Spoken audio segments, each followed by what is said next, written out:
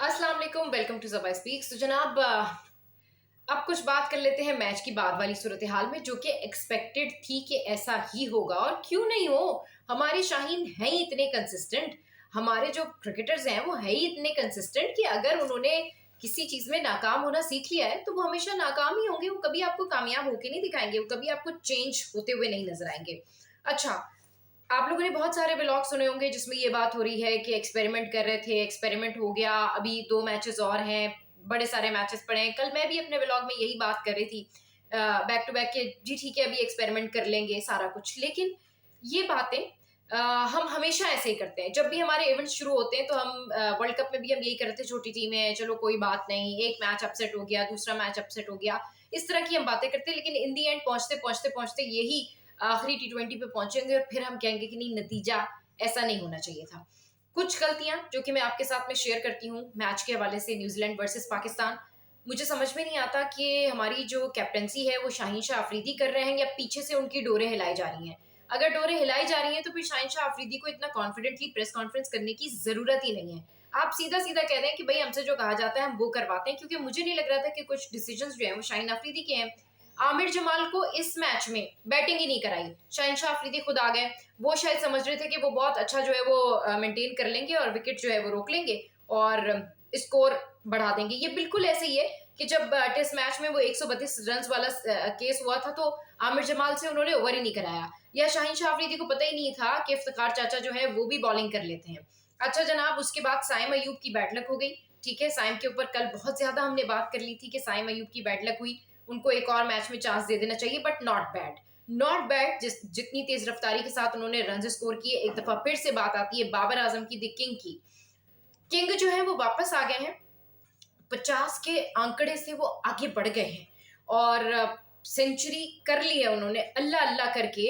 Asia cup flop हुआ, world cup flop हुआ, test matches की जो सीरीज थी आपकी ऑस्ट्रेलिया के साथ पर्थ में, आप लोगों ने फ्लॉप परफॉर्मेंसेस देने के बाद अब अल्लाह अल्लाह करके जो बाबर किंग हैं वो वापस आ गए हैं और उन्होंने स्लो स्ट्राइक रेट के साथ ही सही लेकिन एटलीस्ट हाफ सेंचुरी से थोड़े से ऊपर रन किए। लेकिन एक चीज वो भूल गए, मैच फिनिश करना।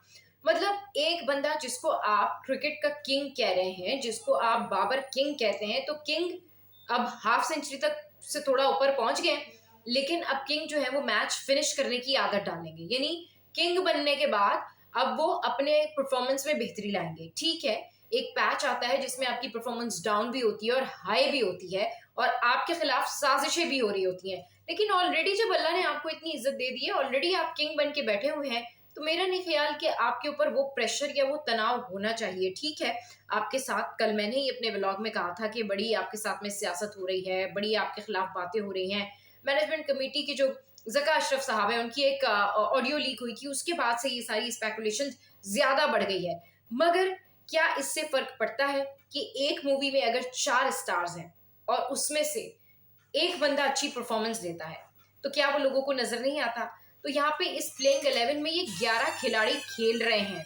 अगर इनको कोई ऊपर से प्लांट करता है, अगर ये खुद एक दूसरे के साथ सियासतें करते हैं, वट एवर द केस, आवाम भी देख रही है, लोग भी देख रहे हैं, तो मेरे ख्याल में इन प्लेयर्स को भी अब समझ जाना चाहिए और स्पेशली बाबर आजम को अब ये समझ जाना चाहिए कि वो पिछली जो है जितनी गलतियां कर चुके हैं वो गलतियां ना दोहराएं। रिजवान कोई खास कारकर्दगी नहीं दिखा सके, लेकिन आई एम टेलिंग यू, मैं आपको बता रही हूँ, अभी ये सारे डोमेस्टिक के लोगों को रखेंगे, एक्सपेरिमेंट करेंगे और बड़े मैचेस में आपको ये बड़े मैचेस के प्लेयर्स ही नजर आएंगे। यही ट्रायो नजर आएगा आपको, यही हारिस रऊफ होंगे, यही बाबर आजम होंगे, यही इनकी रिजवान के साथ जोड़ी बन रही होगी। क्यों जी? एक्सपीरियंस्ड है। और फिर यही फ्लॉप होंगे और फिर दोबारा डोमेस्टिक के लोगों को लाया जाएगा, दोबारा से नए टैलेंट की जो है वो तलाश शुरू की जाएगी। वहाब रियाज, 25 लाख रुपए उनकी तनख्वाह है। तनख्वाह पे बात करो तो लोग बात करने लग जाते, भाई आप पाकिस्तान के एक एक इलीट बंदे जितनी आप तनख्वाह ले रहे हैं, 25 लाख रुपए। यहाँ पर कायदे आजम ट्रॉफी हुई, आप आए, आपने देखा, आपने जानने की कोशिश की कि टैलेंट है या नहीं है। आप टैलेंट कहाँ से लाएंगे? अच्छा जनाब, बॉलिंग बॉलिंग में आज हसीबुल्ला अफरीदी एक तरह से इन्वेंट हुए हैं, लेकिन उनके बारे में जितनी बात की जाए कम है, क्योंकि ऑब्वियसली उनका डेब्यू मैच था और मुझे नहीं पता था कि वो खेल रहे हैं या नहीं खेल रहे हैं। कल रात तक इन्होंने ये लाइनअप अपना इस तरह से फाइनल नहीं किया था, लेकिन जो मुमकिन लाइनअप था कल हमने उस पर बात की थी। हसीबुल्ला अफरीदी आमिर जमाल की तरह पॉप अप हुए हैं और आमिर जमाल की तरह ही इन्वेंट हुए हैं इस मैच में, और बड़ी अच्छी उन्होंने जो है वो परफॉर्मेंस दिखाई है हसीबुल्ला आफरीदी ने।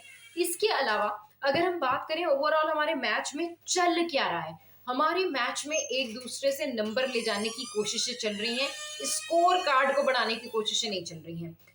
मैं अपना परसेप्शन बेहतर कर लूं, मैं अपनी 50 कर लूं, मैं अपनी सेंचुरी कर लूं, भाई पाकिस्तान को कौन जितवाएगा? मैं अपनी परफॉर्मेंस के डाउनफॉल दूर कर लूं, भाई आपका मैच की नैया कौन पार लगा के आएगा? अगर बाबर आजम 50 करके ये बता के चले जाते हैं 50 से ज्यादा 57 रन करके कि ठीक है जी मेरी फॉर्म वापस आ गई है, I am king, I am better than everyone in my team, so भाई who will finish the match?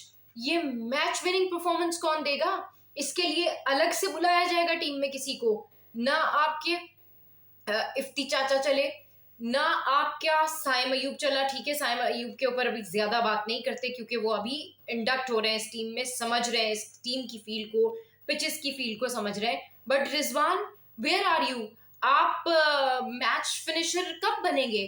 ठीक है 60-70 रन कर लें आप बाकी मैचेस में, इसमें तो आपने वो भी नहीं किए। पहले ये बताएं कि आप लोग किस बात से खुश हैं कि 57 रन हो गए बाबर आजम के, ही इज बैक नाउ, या फिर उनको अच्छा मैच फिनिश भी करना चाहिए? तो भाई अगर आप लेजेंड्स बन रहे हैं और अगर आप किंग बन रहे हैं तो प्लीज इस बात को भी जहन में रखिए कि आपने पाकिस्तान के लिए खेलना है और पाकिस्तान आपको बार बार चांसेस दे रहा है।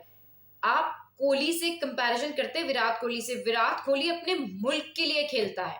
वहां के जो इंडियन प्लेयर्स हैं ना, वो जो इंडियन प्लेयर्स हैं वो नजर आता है कि वो पैशनेट होते हैं जीत जाने के लिए, उनका पैशन नजर आता है। आप लोगों का पैशन किधर है? आप लोगों का पैशन एक दूसरे से बाजी लेने में नजर आता है, आप लोगों का पैशन ब्लेम गेम में नजर आता है। 4 कैचेस छोड़ दिए, मतलब अल्लाह अल्लाह करके आमिर जमाल एक विकेट ले जाते, बाबर आजम ने कैच छोड़ दिया। खुद उमर गुल अपनी प्रेस कॉन्फ्रेंस में कह रहे हैं कि हाँ जी ठीक है हमारी फील्डिंग जो थी वो ठीक नहीं, कीवीज जो है वो कोई कैचेस छोड़ते नहीं है, पाकिस्तानी कोई कैचेस पकड़ते नहीं है। दिस इज लाइक समथिंग, एक ऐसा अलमिया चल रहा है हमारी ओवरऑल क्रिकेट टीम के अंदर।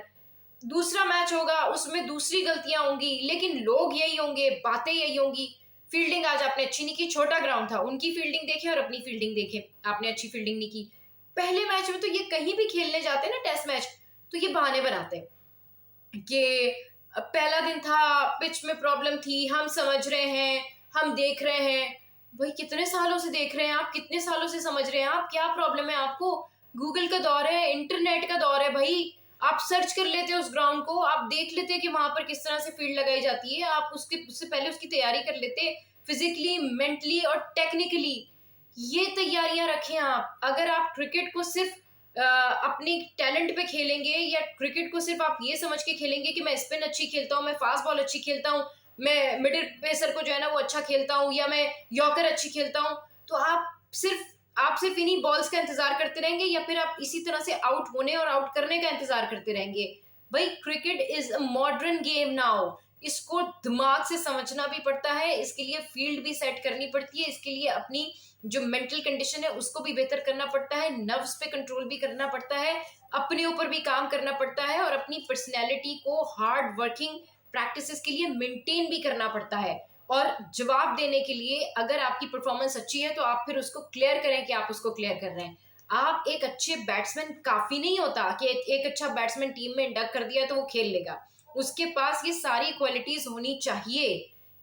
इसीलिए स्कूलिंग से, इसीलिए कॉलेज लेवल से, इसीलिए स्ट्रीट लेवल से जब आप टैलेंट उठाते हैं ना तो उसको ग्रूम करना बड़ा जरूरी है, क्योंकि स्कूलिंग, कॉलेज और यूनिवर्सिटीज की जो टैलेंट होते हैं वो ऑलरेडी इन चीजों में ग्रूम्ड होते हैं, वो शार्प होते हैं, उन्हें पता होता है कि भाई अगर हम कहीं खेलने जा रहे हैं उससे प्रीवियस मैचेस और उसकी हिस्ट्री हम सर्च कर लें और वहां देख लें कि कौन सी फील्ड लाइन कैसे खड़ी थी और क्या था। हम नए लोग हैं, हमारे साथ नए भी जा रहे हैं प्लेयर्स, हमारे साथ नया टैलेंट भी जा रहा है, तो आप लोग ये गूगल की टेक्नोलॉजीज, ये हिस्ट्री में जाके उसी ग्राउंड के मैचेस नहीं देखते? आप लोग नहीं देखते कि इस ग्राउंड पे कौन किस तरह से आउट हो रहा था, इस ग्राउंड पे किस तरीके से पेस रहेगी, कल मौसम क्या था, इस मौसम में कैसा रहेगा? This is sad. काम करना पड़ेगा, पाकिस्तान क्रिकेट टीम को चेंज करना पड़ेगा। सबा स्पीक से फिलहाल इतना ही।